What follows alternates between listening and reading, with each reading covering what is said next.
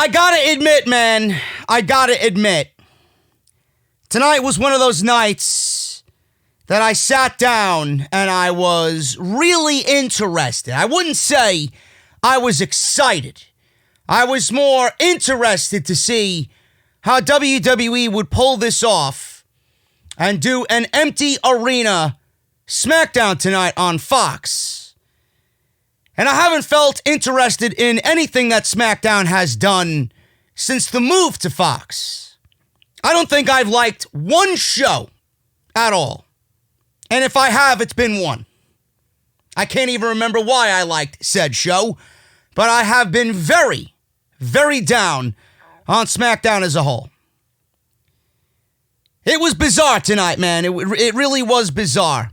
I'm actually a little bit at a loss of words, and I am a man of many words, as you guys know. I'm kind of at a loss for words at what I watched tonight on Fox. I did not expect it to be that eerie. I did not expect it to be that bizarre. I thought WWE would actually put a little bit more effort into SmackDown, being that we are only 3 weeks away from WrestleMania. And in fact, we got some WrestleMania build. We got a very political promo by Roman Reigns. We got an excellent segment with Bray Wyatt and John Cena. And we got a potential match, I would hope, for Daniel Bryan and a potential direction for Daniel Bryan at WrestleMania. Outside of that, there really wasn't much else in terms of WrestleMania build on this 2-hour edition of SmackDown that included a complete rerun of the Elimination Chamber SmackDown Tag Team Championship match from Sunday. It's like they put no effort into it. And I don't know, I don't want to get on WWE as bad as I usually do because they were under dire circumstances here. This is nobody's fault. But it's WrestleMania season. Put some effort into what you're doing. I see no effort whatsoever.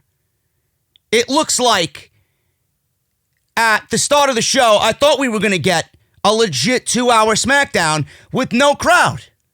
And what we got was a half-assed effort with WWE asking, are we making you happy? WWE superstars do the best out of anything in sports entertainment, and that is entertain, or whatever they were trying to shill on Fox tonight.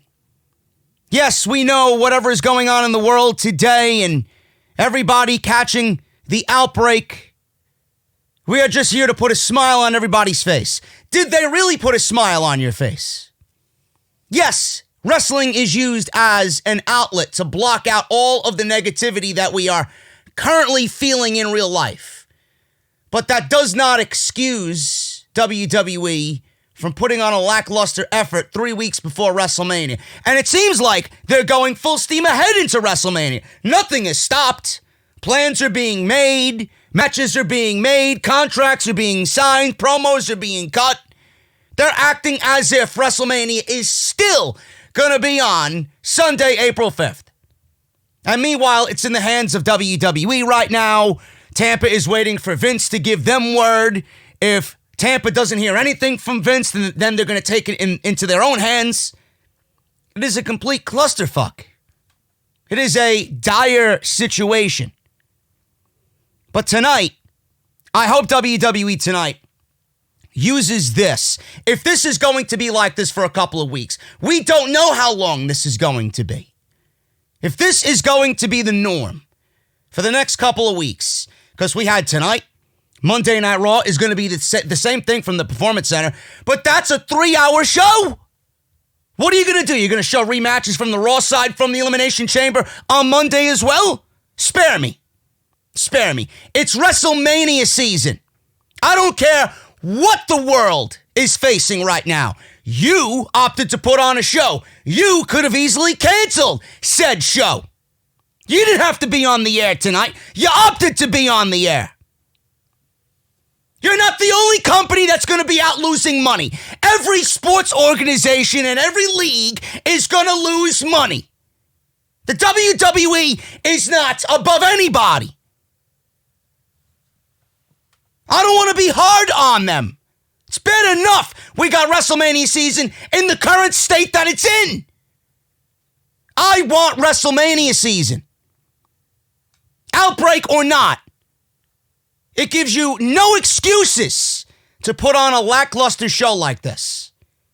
And like I said before I deviated away, I hope they use this as a foundation for what they need to fix going into Monday. It was weird. It was bizarre.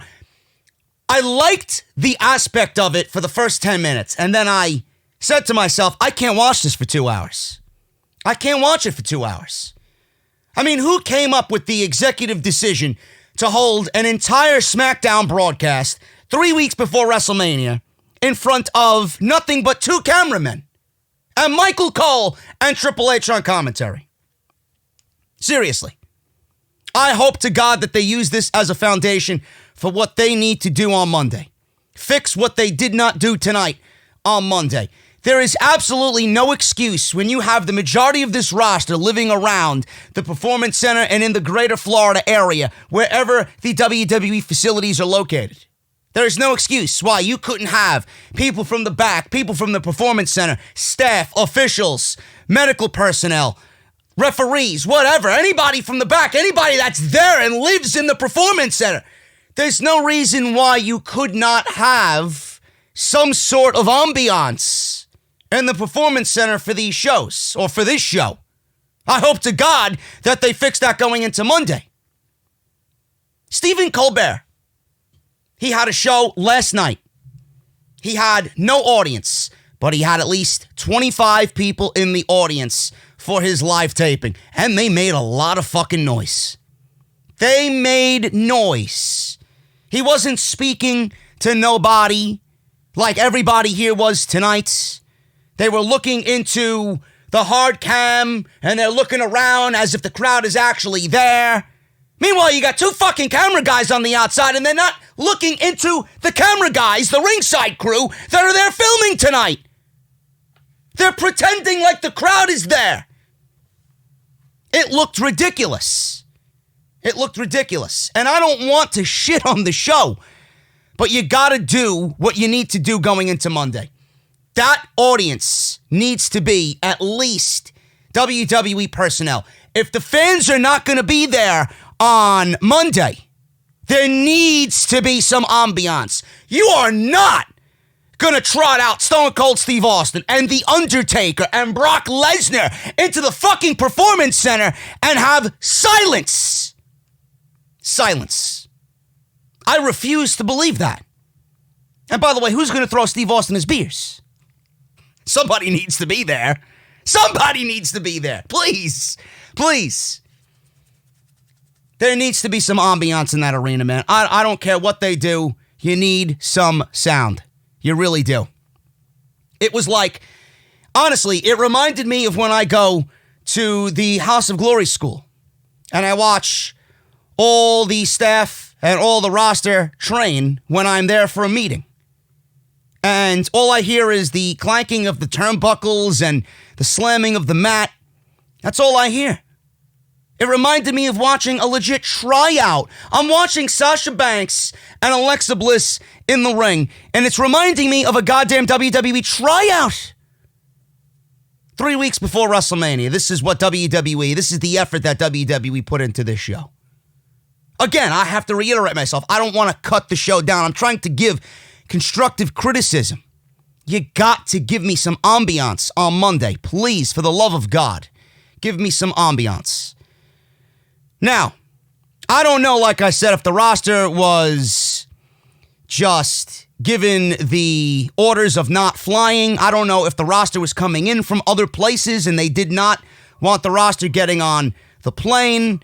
I would have to assume that most of the roster lives in the Florida area and has easy access to get to the Performance Center. WWE has a private jet that they could easily bring in whoever they want for their show. Seems like they didn't go to any lengths to make this show really stand out 3 weeks before WrestleMania, outside of who they wanted to push in their major matches, which is it's a bad thing in itself when the WrestleMania card is going to be what has been advertised already, and You got an 8-hour show with basically nothing else on the card. Or nothing else that people are going to care about. Triple H was the best thing about this show tonight. Him on commentary. You know, a lot of people are saying he's demoted. I didn't really read too much into it yet. I got to do some research and some backstory on it. People are saying he was demoted. He's not head of talent relations anymore, but now he's the vice president of something. I got to look at it. Actually, I got it in my notes here. Let me see it real quick. I won't even. People are saying it's a demotion. I'm not even sure it really is a demotion. Let me see. Hold on. People were saying and making fun of him that he got demoted. Triple H reportedly quietly got a demotion. He has been moved from his main duties, and now his main role is to deal with NXT, selling NXT TV rights, and overseeing and expanding NXT worldwide. His new job title is Executive Vice President, Global Talent Strategy and Development. And meanwhile, he was the head of talent relations. He was the EVP, Executive Vice President of Talent, Live Events, and Creative.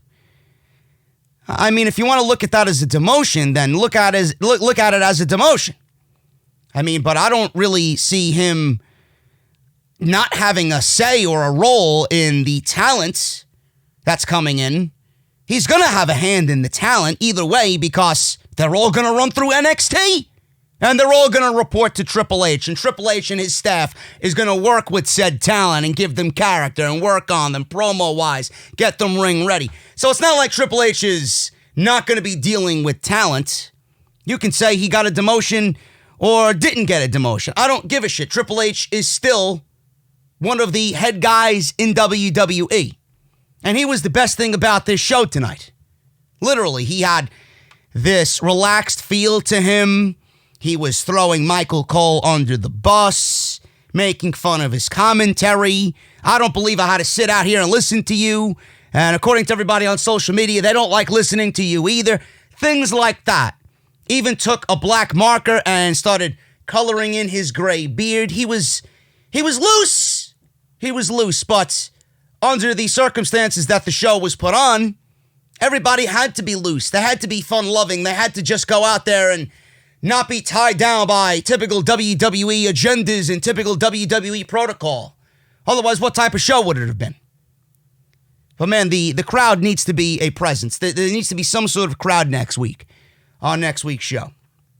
Seriously, if this is the case on Monday, not even next week's show, Monday and then going into Friday.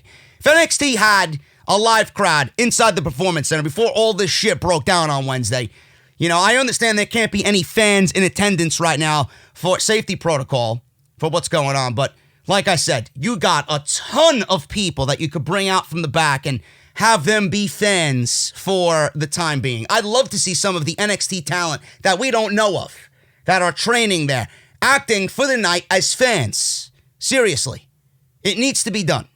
I can't watch this show in complete silence. I can't watch this show just, on rerun. I can't have this show filled with reruns. That's another thing that I didn't like about the show tonight. They showed 25 minutes. There was 4 commercial breaks during this goddamn match. We seen a rerun of what was already a very underwhelming and subpar Elimination Chamber match, and we had to see it for a second time. Now, if you didn't opt to watch the Elimination Chamber, you got a treat. You didn't care. Because that was better than anything on the fucking show, and I guarantee you, if you're a casual who doesn't know any better, and you're flipping the goddamn channel and you see this shit on SmackDown, or on what was supposed to be SmackDown, you might have thought that this was SmackDown. So, if you didn't watch the show on Sunday, there you go. That was for you. I, unfortunately, had to watch the show. So, I did literally anything else during the replay of that match. And that was one of the things that did not sit right with me. It didn't. You got 25 minutes on the road to WrestleMania that you're filling with this rerun of a match that plays zero factor into what's going to happen at WrestleMania. Who gives a shit? You mean to tell me that this is the best that you came up with on a SmackDown 3 weeks before WrestleMania? And stop making excuses. They opted to put on a show. So you should be giving me something that's building towards WrestleMania. Not 20 minutes of WrestleMania build and then an hour and 40 minutes of nothing. You got 25 minutes to fill, and that's the best you could come up with? You could have given me sit-downs with anybody on SmackDown. Anybody. Could have given me sit-downs with Bill Goldberg. He could have filmed something. You could have given me a sit-down with Asuka or Kairi Sane or fucking Rhea Ripley. Something. Give me some sit-down interviews. You're at the fucking Performance Center. You didn't need to show a rerun of a match that nobody gives a shit about that won't factor into WrestleMania. You have unlimited resources in the building that you're taking space in. And that's the best you got. No creativity whatsoever. I don't know, man. I don't know. Again, listen, if it sounds like I'm being hard on the show, it's because it's WrestleMania season. I don't care what's going on. It's WrestleMania season. Meanwhile, we have a Monday Night Raw coming up for 3 hours. And WWE obviously is taking things as they come. They did not have to put on a TV show tonight. Literally nothing outside of Bray Wyatt and John Cena was needed tonight. Nothing. They could have did that on a fucking YouTube skit and uploaded it to their YouTube channel. They didn't need SmackDown tonight. They didn't need SmackDown. Now you got 3 hours of Monday Night Raw and you're trotting out Austin and you're going to be bringing in The Undertaker and you got a contract signing and McIntyre and Brock Lesnar need to build their thing and Becky Lynch and Shayna Baszler need to build their thing. You're going to do this 3 hours of a Monday Night Raw with no fucking crowd? With no sound? I don't know, man. I don't know. Those are my quick thoughts on SmackDown. Very, very, very little happened on the show. We're going to go over it here on the podcast. Thank you guys so very much for joining me here on Off the Script. I am JD. Hit that subscribe button down below. Turn on that bell for all notifications. If you guys want more content, I got everything you need linked down below in the description. Off the Script, part 1 went up today for episode 317. Major rumors on The Undertaker and AJ Styles at WrestleMania. Will it be contested in the dreaded casket match? We talk about that, and I give some real legit reasons why I'd love to see the casket match happen at WrestleMania. Also, your Monday Night Raw, SmackDown, AEW, and NXT news and rumors wrapped up into one grand podcast. Make sure you guys go and check that out. Link is down below, and links are down below for everything else that you might have missed. I can't even speak tonight. Dynamite, NXT, and obviously Off the Script. So make sure you guys go and check that out. If you guys want to support the podcast via Patreon, you can certainly do that as well. Patreon.com/JD206. Follow me on Twitter at JD206. Same thing on Instagram. And tonight's podcast is brought to you by Audible. audibletrial.com/offthescript. 30 days free and 1 free audio book of your choice is yours when you use our unique link, audibletrial.com/offthescript. So Triple H stood on that eagle perch that Johnny Gargano and Tommaso Ciampa literally destroyed on Wednesday. They got a new one built immediately. So that was that. Triple H was standing in front of the camera. He was the first one that you seen when SmackDown came on the air. He introduced himself and welcomed everybody. Then the show started off and we got a grand view of the Performance Center in WWE. He said on any given day, 100 students are training here. He listed Sasha Banks, Bayley, Roman Reigns, Bray Wyatt, Baron Corbin. All have walked through these doors. I'm surprised he didn't mention Charlotte Flair. I'm surprised he did not mention Charlotte at all, or Becky Lynch. But he said tonight that they passed through the doors not to train, but rather than train, to entertain. He said this show will be different than anything we've seen before. And it really, really was. This was For all the bitching that I do, I will say that it was historic because I did not think we would ever see anything like this before. I did not think we would ever come to this day where WWE, a global entertainment company, is performing in front of no audience.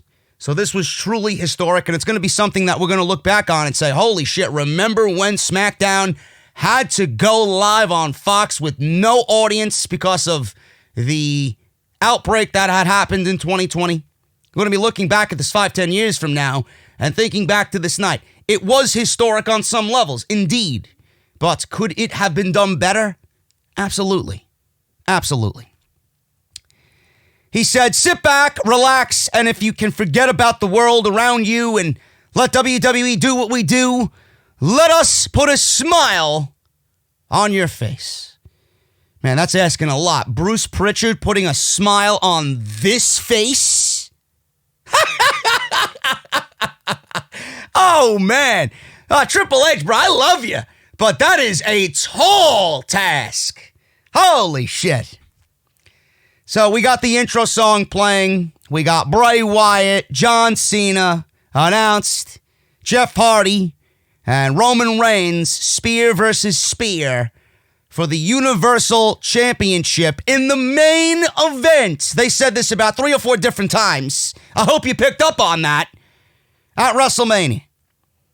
So we kick things off with boss time. Michael Cole wasn't as emphatic as he usually was. Thank Christ.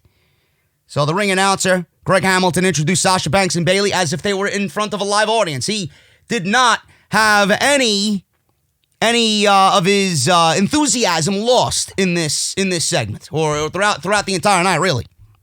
So they went ringside, and Triple H was sitting next to Cole. Cole said, as you can imagine, we are working with a very small crew here tonight. He said he'd be joined by a number of guest stars, starting with Triple H. Triple H said it's an amazing opportunity to show the world what they do in a very different way. It does sound like Triple H was maybe the one in charge of the show. I'm not really sure. I'll find out in the days to come, but I would be shocked if Vince McMahon was there. I would be shocked if Bruce was actually there. This probably was a very light-handed show, and Triple H was probably given the night to just do what he's got to do here for this show and just get by for the 2 hours.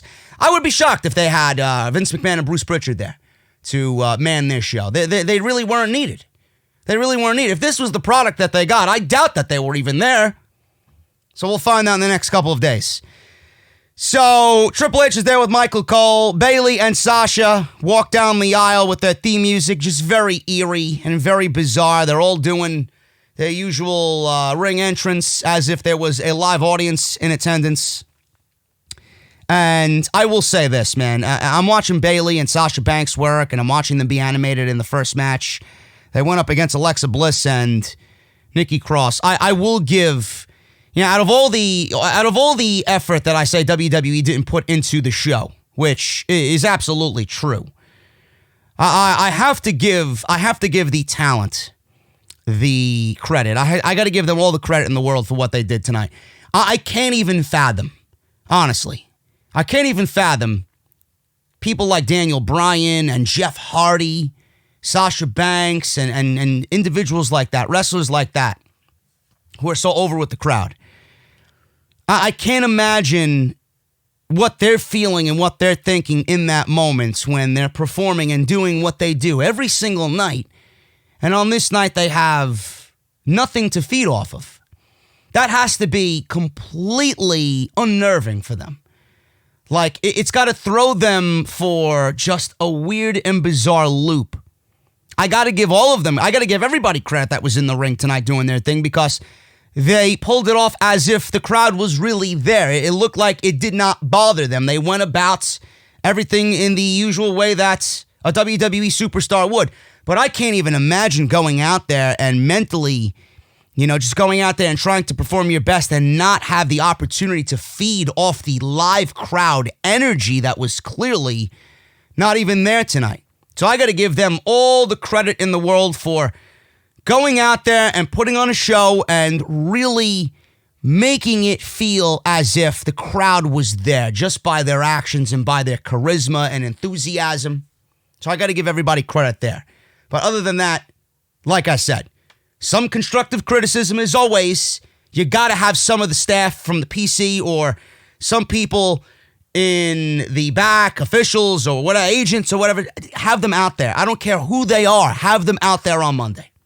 There needs to be a small group of people. It could be anywhere between 25 to 50 people. As long as there are voices out there in that crowd. You got to hear something. Seriously. It's WrestleMania season. Stop with the excuses. So we got this first match. Before the match actually started, Bayley and Sasha Banks cut a promo. They were really looking into the crowd as if the crowd was actually there and trying to cut their promo in a typical WWE fashion. But really, they should be looking into the camera like I mentioned. They were addressing Paige. Paige apparently was supposed to be there tonight. Paige did not make it because she had travel issues. So obviously, Sasha and Bayley scoffed at Paige having travel issues. And Triple H told Sasha and Bayley he's sick of Cole's excuses. The thing that they need to do, if there's no crowd on Monday, which I pray to God that there is, you need to look into the camera. They're looking into the audience and they're speaking to the audience and they're doing hand motions to the audience. No. Look into the camera. We are the audience at home. You need to look at me. Not them. Who's them? There's nobody there. Nobody. It's like a fucking episode out of Ghost Adventures. All I needed was fucking Aaron and Zach Bagans to come out with their fucking EMF detectors. Seriously, it was as quiet as a fucking Ghost Adventures haunt. So they cut a promo on Bayley. Bayley wasn't there. Bayley cut a promo on Paige. Paige wasn't there. Then Bliss and Nikki Cross come out. Bliss asked if they love surprises. She said they were expecting Paige, but it doesn't look like she's going to be there. Bliss said they called out the Kabuki Warriors, but all they got was some weird tweets that they couldn't make sense of. Yeah, just like their promo on Monday. That was awful. She said if they ever stop talking trash about everyone in WWE history, talking to Bayley and Sasha, they're ready to fight them. Nikki got excited about the possible match. Bayley said if they want to fight, they just made a big mistake. That was it. This went for 12 minutes.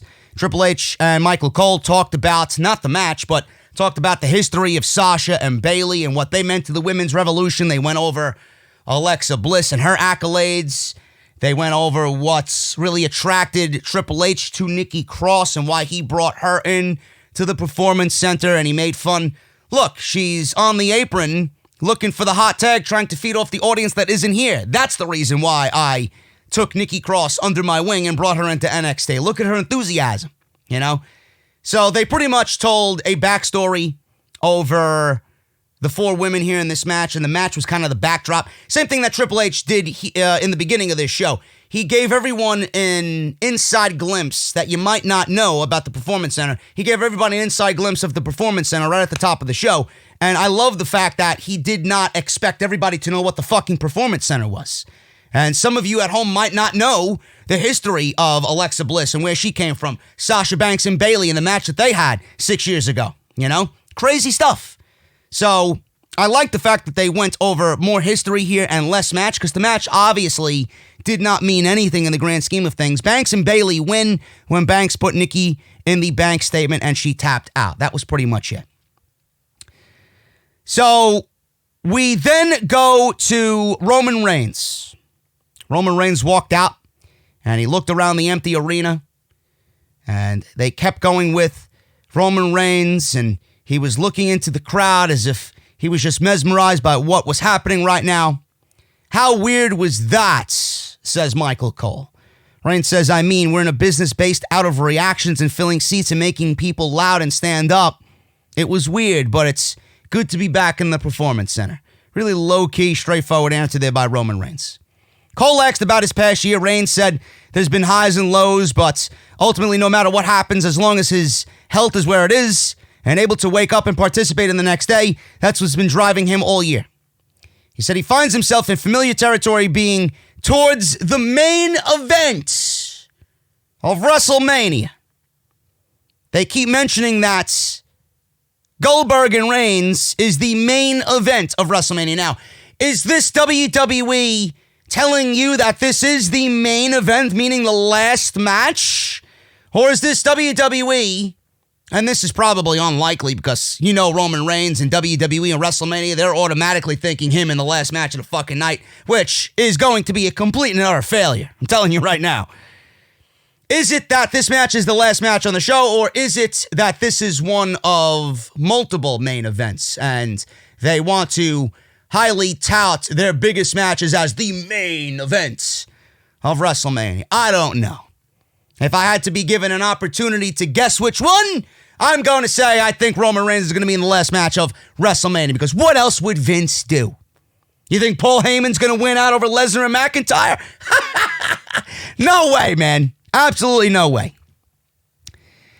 So Cole said a lot has happened over the last year, and there have been a lot of critics that put himself in the main event at WrestleMania, and he doesn't deserve it. So Roman says he's been dealing with the critics his whole career. He said if he can main event Youngstown, Ohio, in front of 5,000 people and other cities every night, why can't he capitalize on all of that hard work? He said he busted his ass night in and night out. There's nobody here who has that level of commitment I have. And he really he didn't really sound like someone you want to cheer. I'm letting you know right now. Whatever he was saying and how he was coming off, it was not someone that I would actively go out there and want to see win the Universal Championship. He almost came off like a heel. He pretty much did come off as a heel. So why would I want to see him win? They're ruining Roman Reigns right before our very eyes again. They're forcing the Roman agenda right before our very eyes again, folks. I hope you realize that. There's a reason why WWE is going on and on and on about main event and highly touting the decision to take Bray Wyatt, away from the Universal Championship picture. And they're highly touting Roman Reigns and, I'm next.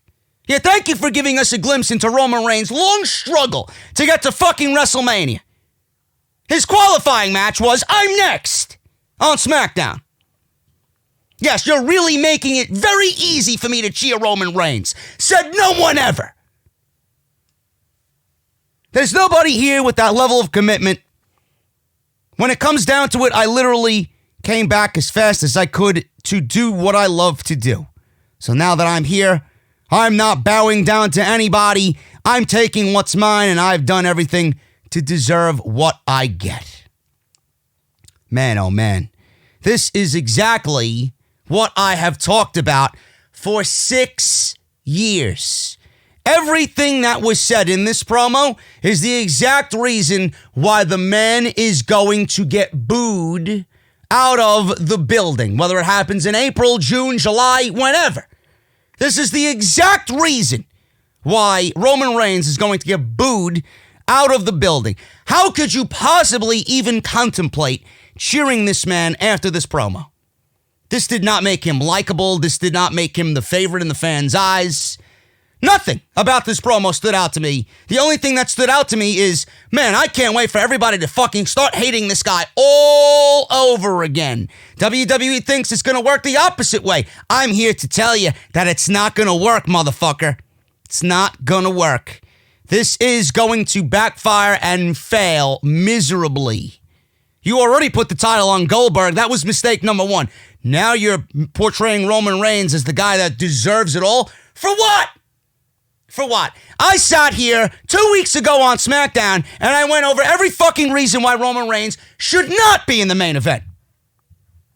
Now you're going to tell me that the guy deserves what he's got coming to him, which is exactly what? A main event at WrestleMania where the same thing that happened with Brock Lesnar is going to happen here in 2020. Booed out of the building. Give me a break. Roman Reigns is best at being how he was before all of this had become a Roman agenda again. I actually started to like him. I actually looked at him and I said, I'd rather see Roman than Seth at this moment. And WWE is erasing all of the goodwill that they have accumulated for Roman Reigns, And this promo was the exclamation point on him undoubtedly getting booed at WrestleMania. This was awful. This was absolutely awful. So Cole said they're billing this match as spear versus spear. Cole said on their digital morning show, The Bump, Goldberg said he's going to bulldoze him.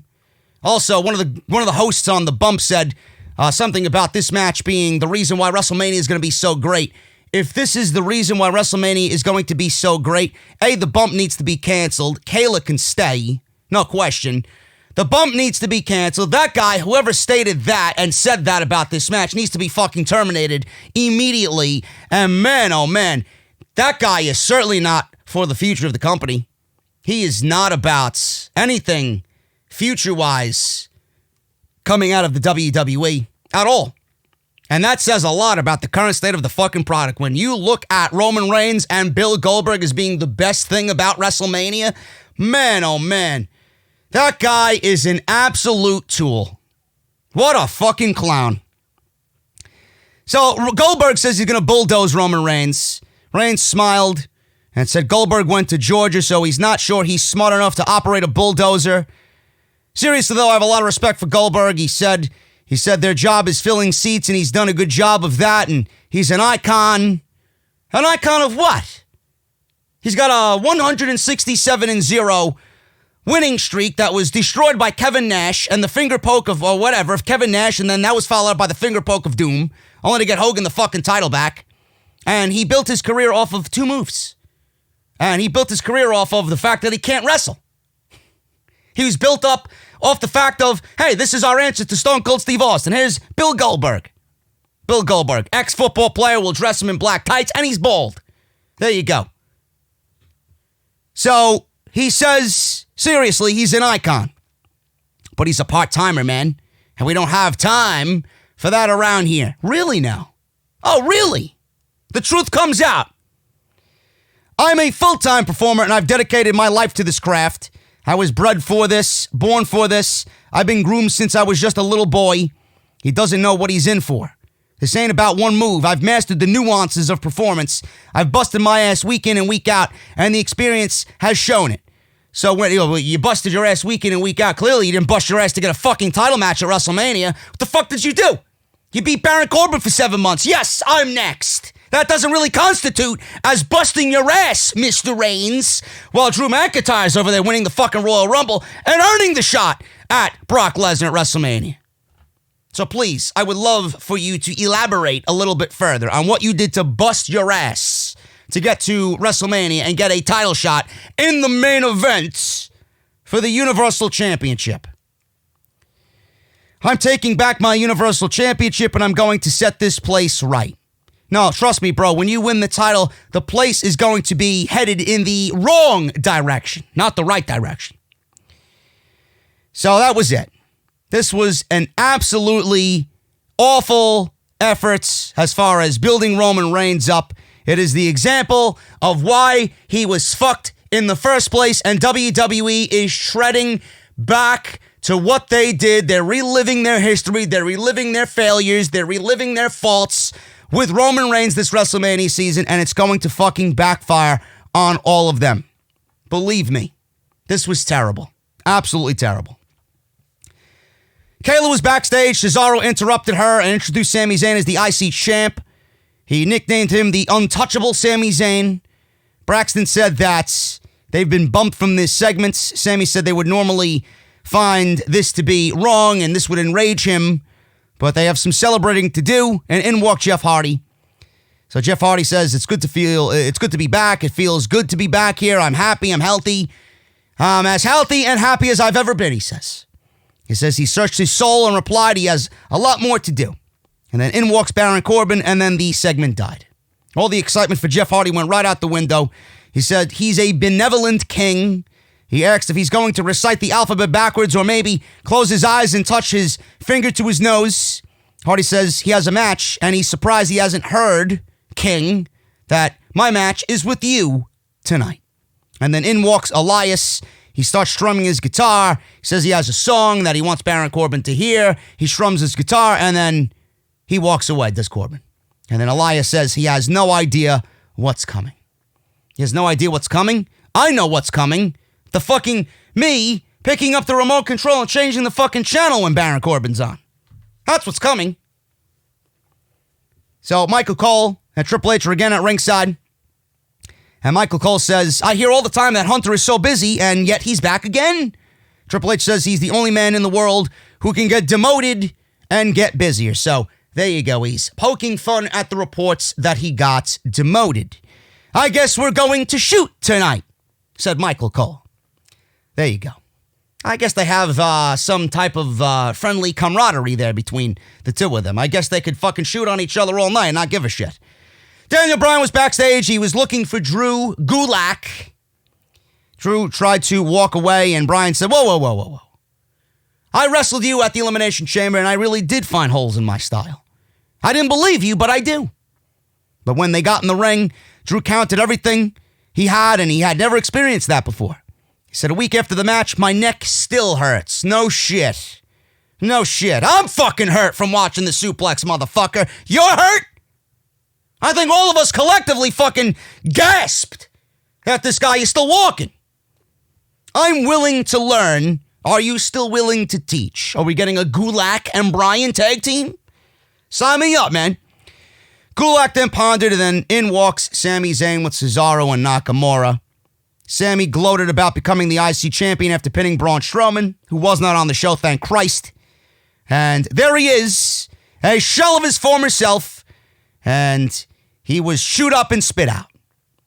You're reduced to asking this guy for tips, a nobody, and he points to Gulak. Bryan stepped towards Sami. Cesaro stepped towards Bryan. Says, I don't got a problem with you. I got a problem with this guy over here. And then Cesaro's like, well, if you got a problem with him, you got a problem with me. And then obviously Sami was egging him on. That sounds like a fight to me. So that's the way the match got started. And Gulak noted that Sami called him a nobody. So we got Bryan versus Cesaro in front of an empty crowd. Great job, WWE.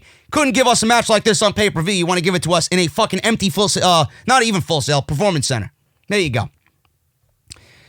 Then we see the Elimination Chamber Tag Team match. Oh my goodness. Fucking Christ. You guys know how I felt about that. Go watch my review if you want to see my reaction on that match. I'm not talking about it here.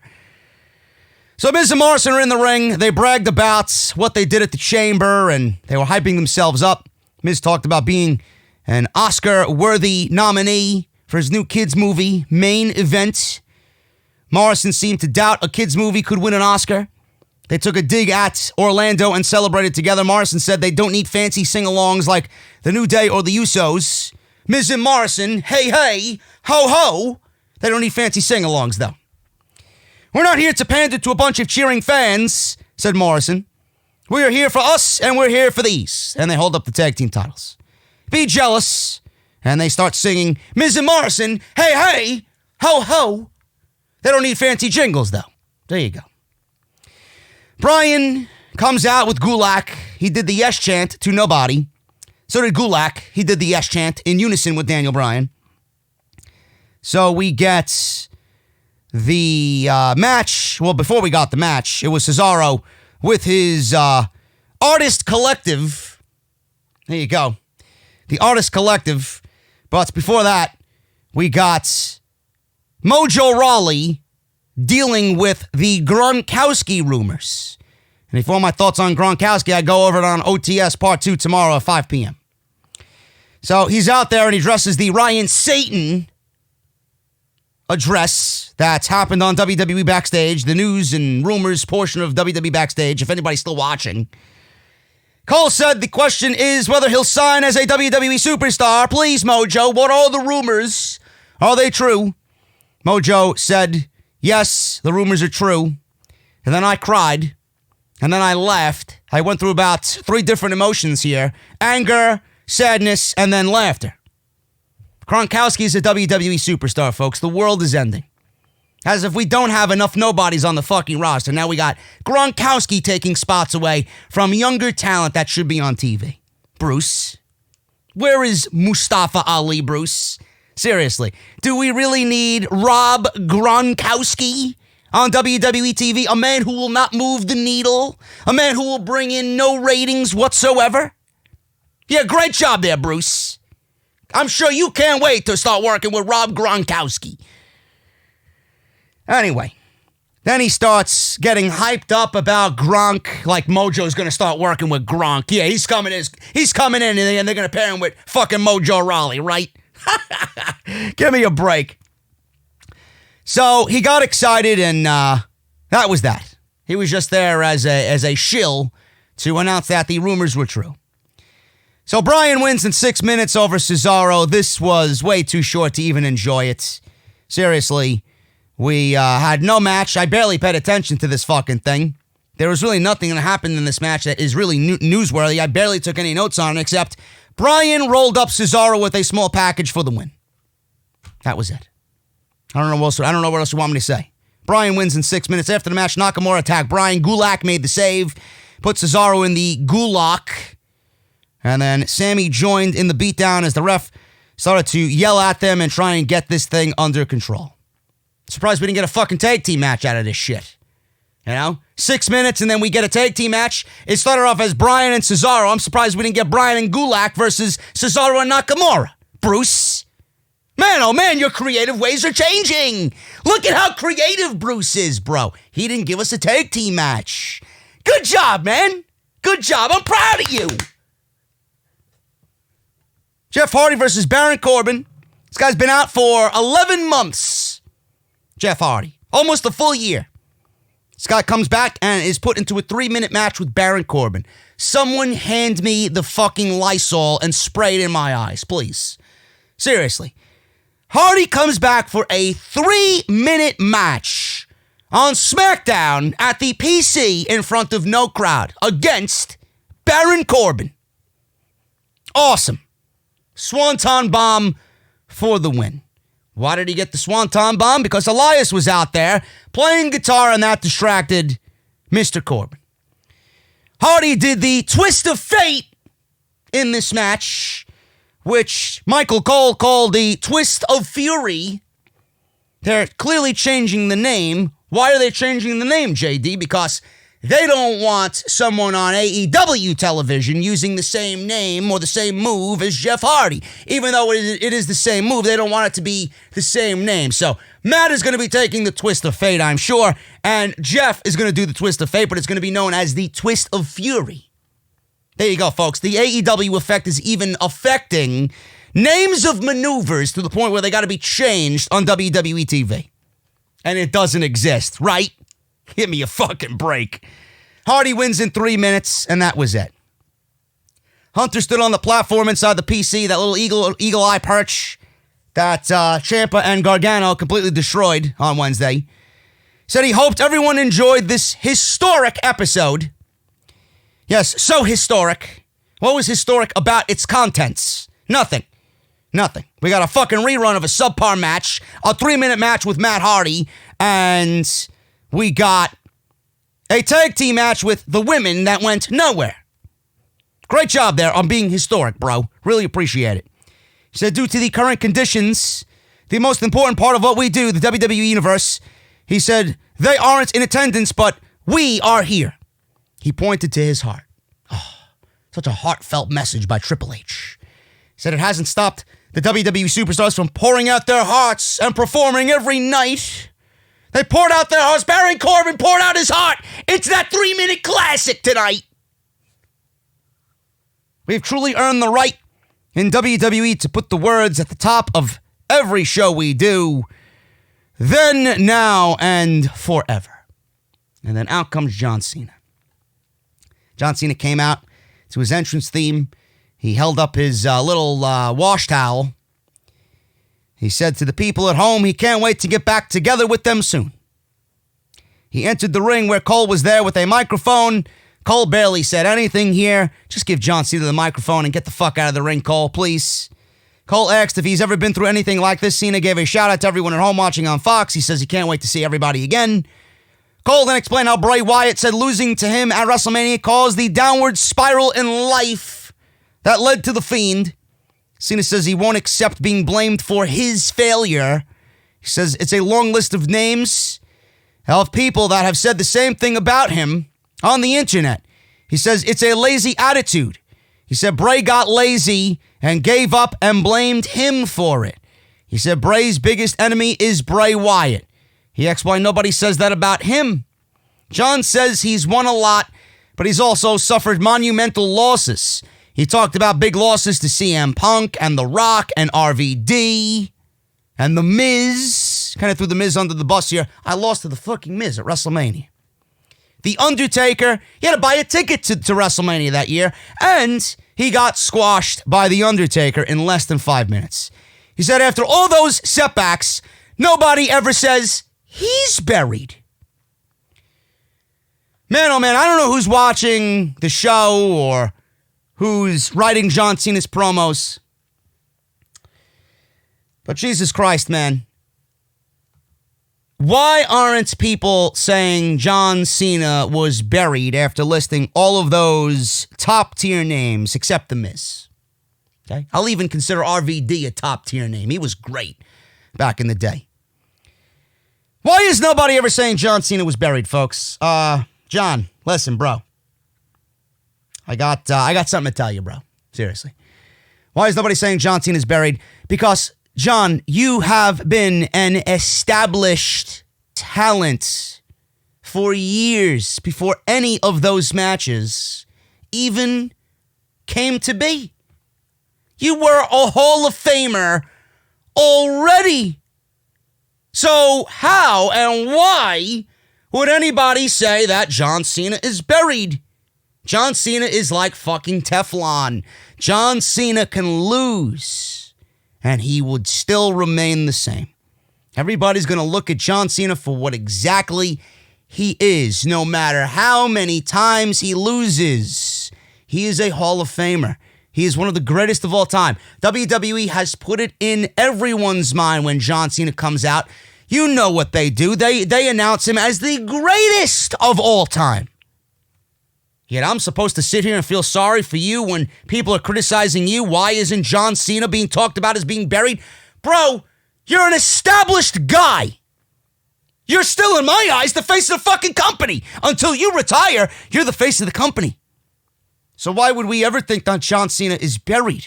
Because he lost to The Undertaker or CM Punk when he walked out with the WWE Championship, or The Rock. He got squashed by Brock Lesnar, he said. Look at the names he's mentioning. When is it? When has anybody ever said losing to those names is a bad thing? Are you fucking serious? Who writes this shit? Who writes this shit? I hope to God it's not John Cena, because he's made a blunder now 2 weeks in a row. So we got him talking about this. They know when he loses, he doesn't blame himself. He adapts and gets back to work. Cena said some people get lazy when the work gets too hard and blames everyone but themselves. He said when someone blames him, he gives them an attitude adjustment. So we seen a clip of John Cena on SmackDown when he cut his promo that was very hypocritical and lazy. Colin asks why he would try to antagonize Bray Wyatt. Cena says he accepted a challenge. He said WWE would invest in its future, should invest in its future, and he doesn't think that Wyatt is the future. He then listed Drew McIntyre, Tommaso Ciampa, too bad Ciampa doesn't want anything to do with the main roster, Matt Riddle, Rhea Ripley, and the Velveteen Dream. Why on earth do we continue to give 5th and 6th chances to people who, when times get hard, they say, what about me, and not, how can I help you? He wants to invest in people who can earn it each and every single day. He says he's accepted Bray's challenge so he can make him out of the equation, or he can take him out of the equation. He said it will be physical, gruesome, and uncomfortable to watch. He said it will accomplish what should have happened 6 years ago, ending the most overhyped, overvalued WWE superstar in its history. So Wyatt showed up, not as The Fiend. We didn't get any lights going out and The Fiend showing up in the ring and attacking John Cena. We got legitimate fucking funhouse Bray Wyatt. He showed up at ringside. He says it was riveting. Whatever John Cena said in the ring was riveting. He jumped the barricade. He walked towards the ring and said, John, it's good to see you, despite you saying mean things about me. He entered the ring and said he's doing great as a big Hollywood star with big muscles still. He said most of them can't imagine what it just would be like to be John Cena for just one day. He said he does have him all wrong, though. I'm not sick. I'm not sick. I know why you came here, John. I know why you can't say no. You don't really think we believe you care about the future now. He said Cena cares about himself no matter who he has to smash or bury along the way. He said he just wants the spotlight. You crave it like an addict, he said. You fiend for it. He said 6 years ago at WrestleMania, Cena took something from him. I thought about it a lot. He said he wanted to push his hands into his skull and push his brains into a million pieces so we'd have some peace. Then something magical happened. One day I stopped fighting the voices in my head and I started listening to them. Then he laughed all like evil-like. He said they took his crooked little world and turned it into a majestic funhouse. You broke me, John, but the Fiend, he put me back together. And at WrestleMania, it's going to be a slaughter. Then he started looking at John Cena directly in the eyes and said, you just don't know it yet. Let me in, John. Let me in. And then we see a Fiend photo flash up and down on the screen, and SmackDown goes off the air. That was great. John Cena's promo was just fucking idiotic. I don't know what's going on with his promos. I love the fact that John Cena, when he's serious, I love serious John Cena. But Bray Wyatt was absolutely masterful in that situation. He really was. I like where they're going with this. I do. It really does lend. There's rumors going around that John Cena is potentially retiring at WrestleMania. I don't find that to be the case whatsoever. I find that very difficult to believe. It does kind of make it seem that John Cena is saying it's going to be a very physical and intense match, and Bray Wyatt says it's going to be a slaughter. John just can't see it yet. I wonder if Bray Wyatt is going to beat John Cena so badly that it kind of erases, or at least WWE is going to try to erase whatever happened with Bill Goldberg, and they're going to try and erase whatever happened at WrestleMania all those years ago because they're firmly behind Bray Wyatt with this current gimmick. I don't know. But man, you know, when you want storytelling and you want someone who is the master of his craft as far as selling a feud, especially with somebody that he's worked with previously in the past, this is why I'm down on the Fiend character. I like the Fiend character a lot. I have obviously lost interest in it from its early days, but that's WWE's fault. They do that with everybody. But I love the whole premise of the Fiend character. The reason why this is working so well is because Bray Wyatt already has a foundation and a platform to begin before he even starts feuding with everybody, because the whole premise of the gimmick is to feud with people of his past that did him wrong. So it's easy to go back and come up with creative ways to make the feuds that he's going to recycle through under the new gimmick work. And what they did here and what they had him say to John Cena worked. I'm going to say it again. I'm going to mention it every single time I talk about this match. This was great. And it did the job. It got the job done. John Cena was very serious. I love the way he stared right back at Bray Wyatt. I loved Bray Wyatt talking to John Cena in a normal, human-like tone, but was very serious about what he was going to do, or what the Fiend was going to do to John Cena at WrestleMania. But nobody will ever convince me that if the WWE Championship was on the line and John Cena was challenging for number 17, that whatever we've seen here, which was excellent, wouldn't be taken to that next level. Imagine what it could have been if WWE did the right thing, and if this was John Cena's last match, why not make it for number 17? Why not enhance that story? Why is WWE opting to go with what they're going with Roman Reigns and Goldberg over what we got here? Where is the value and respect for storytelling? Clearly, WWE doesn't value it. We do. It's all we want. If there was more stories like this, we might be more invested in what WWE produces. There's no one that will convince me that this here, with John Cena and Bray Wyatt, would not be enhanced. Would not be enhanced if the WWE Championship was on the line. That title was needed in this feud. I will say that every single time to every person that wants to tell me I'm wrong. I'm sorry. You can only go so far. The win, what does it mean? The win means nothing. The win means nothing. If John Cena loses to Bray Wyatt and Bray Wyatt gets his win back, what does the win mean? Okay, he's vanquished John Cena. Great. Where does he go from here? He beat John Cena. Roman Reigns is going to beat Bill Goldberg. What does beating John Cena get Bray Wyatt? An inevitable loss to the Roman Empire. So what is the point of making it seem that important? What is the big deal about him getting his win back when we all know the win is going to be wiped away in a match with Roman Reigns? This is why John Cena should have been chasing 17 and not Roman Reigns chasing a fucking pipe dream, or WWE chasing a pipe dream and getting this guy over in the main event of WrestleMania like they think he will be. They fucked it all up. This was excellent, though. Master of his craft, Bray Wyatt. Fantastic storytelling. That was the best part of the show, and I hope my criticisms are heard. I really do. They need to change and build from what they did tonight. If this is going to be a norm, they need to start regular doing the fucking ambiance. Get people in the crowd. Somebody's got to be there. I don't give a fuck if it's one person. Bring in somebody. Bring in fucking whoever. You know? It's got to be changed for Monday night. I can't sit through 3 hours of just sheer silence when The Undertaker's coming out and doing the fucking whole deal. Signing contracts with AJ Styles. I can't. This was a very missable SmackDown. Nothing happened here outside of the ending with Bray Wyatt and John Cena that built towards WrestleMania. They have further buried Roman Reigns and any hope that he's going to get cheered in Tampa if WrestleMania does happen. And I hope Monday Night Raw is better. Was it historic? Yes, but not for the reasons that it was a good show. It was historic because I never thought we'd see a WWE episode of Raw or SmackDown performed in front of zero crowd. Hit that thumbs up, guys. Let me know what you think down below. Follow me on social media at JD from NY206. And if you missed any other content on the channel, links are down below. I'll be back for Off the Script tomorrow, 5 p.m., episode 317, part number 2. If you missed part number 1, go check it out. It's live on the channel as of 3 o'clock this afternoon. And I will see you guys right back here tomorrow, 5 p.m. for part 2 of OTS. Until then, guys, stay safe, stay clean, wash your hands, please.